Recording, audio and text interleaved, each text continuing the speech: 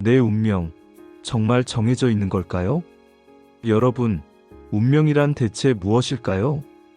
혹시 태어날 때부터 모든 것이 정해져 있어서 바꿀 수 없는 거라고 생각하나요? 사실 세상의 모든 것은 끊임없이 변하고 있어요.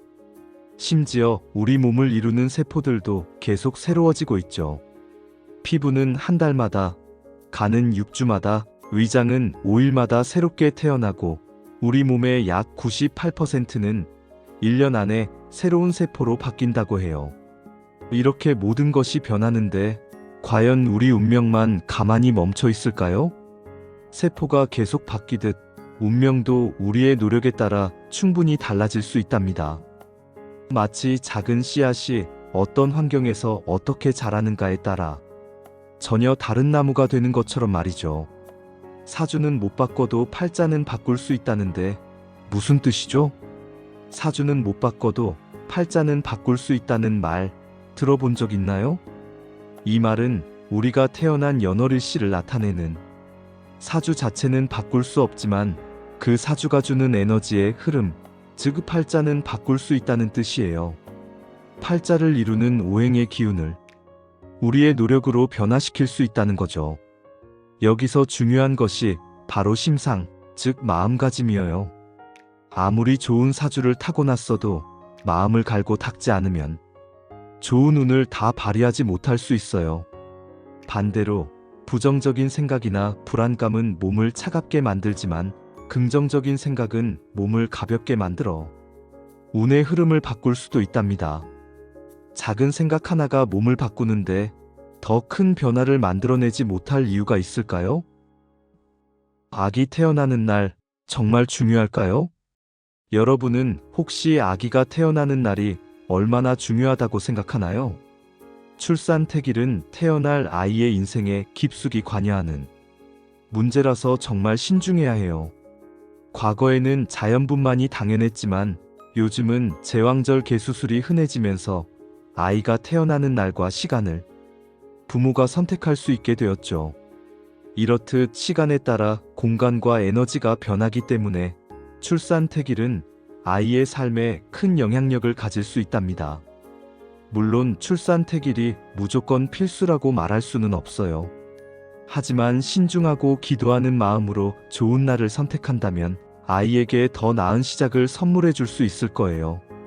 출산택일로 태어난 아이나 자연분만으로 태어난 아이의 운명에 미치는 영향은 모두 동등하답니다.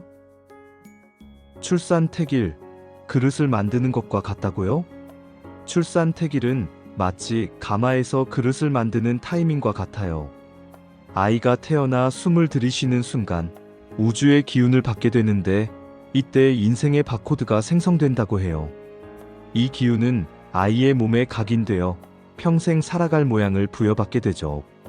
어떤 날, 어떤 시간에 우주 기운을 받는가에 따라 아이의 형질이 완전히 달라질 수 있다는 거예요. 잘 만들어진 그릇처럼 오행의 조율이나 방향이 잘 잡히면 심신이 건강하고 세상에 대한 강한 대항력을 갖추게 돼요. 하지만 그렇지 못하면 예민한 상태가 될 수도 있겠죠. 한번 만들어진 그릇은 다시 고칠 수 없듯이 타고난 팔자를 바꿀 수는 없지만 모든 그릇은 나름의 쓸모가 있답니다. 자신의 쓸모를 찾아 노력하면 분명 가치를 인정받을 수 있을 거예요. 요즘 제왕절개 출산이 많다는데 명리학적으로는 어떤 문제가 있을까요? 통계청 자료를 보면 우리나라의 제왕절 개출산 비율이 절반 이상을 넘어섰다고 해요. 저출산이 계속되고 결혼이 늦어지면서 35세 이상 고령 산모가 늘어난 것이 주요 원인이라고 할 수 있죠. 그런데 명리학적으로 볼 때 이런 현상에는 몇 가지 문제가 있을 수 있어요. 병원에서는 제왕절 개수술을 주로 근무 시간에 많이 진행해요. 이 시간대에 태어나는 아이들은 오행 중 특정 기운에 편중될 가능성이 커요. 특히 불기운으로 치우쳐 태어나는 경우가 많아지고 밤에 태어나는 물기운을 가진 아이들은 줄어들게 되죠. 이렇게 오행이 한쪽으로 치우치게 되면 아이들이 참을성이 부족하고 불같이 화를 내는 경향이 생길 수도 있다고 추정하기도 합니다. 그렇다면 우리 아이에게 좋은 날은 어떻게 찾을 수 있을까요? 좋은 사주를 위한 몇 가지 기준이 있어요. 첫째, 오행의 균형과 질이 중요해요. 나무, 불, 흙, 쇠, 물기운 5가지 오행을 모두 갖추고 각 오행의 상태가 좋아야 한답니다.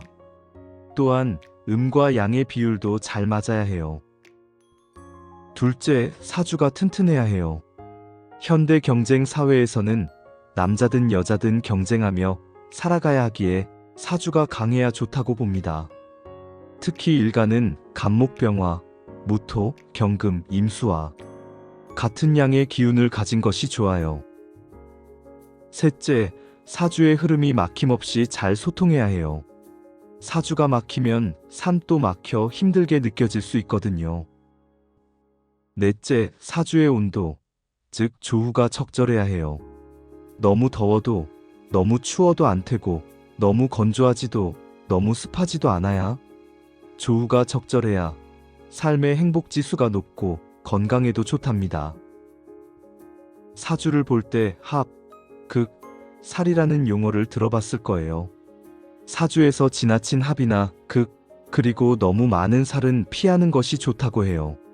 살은 때로는 자신을 돕는 역할을 하기도 하지만 너무 많으면 좋지 않을 수 있답니다. 특히 자신을 중심으로, 즉 일주를 중심으로 서로 부딪히거나 상극이 되는 기운은 피하는 것이 좋아요. 그리고 태어난 날의 기운과 앞으로 살아가면서 바뀌는 운의 흐름인 대운과의 조화도 중요하답니다. 마지막으로 나를 상징하는 글자와 배우자 궁이 같은 오행으로 이루어진 간여지동은 가급적 피하는 것이 좋다고 알려져 있어요. 사주로 예를 들어보겠습니다. 한여름 큰 나무에게는 충분한 물과 뿌리를 내릴 수 있는 옥토가 필요합니다. 이 사주는 일지에는 뿌리를 내리기에 좋은 진토가 있고 바로 옆에는 마르지 않은 큰 물줄기가 있어 나무가 자라는데 충분한 조건을 갖추고 있습니다. 이처럼 여러 요소를 종합적으로 고려해서 아이에게 가장 좋은 날을 선택하는 것이 현명한 방법이에요. 감사합니다. 운명은 운전운자의 목숨명자를 사용하여 스스로 운전하고 가꾸어 나가는 것입니다.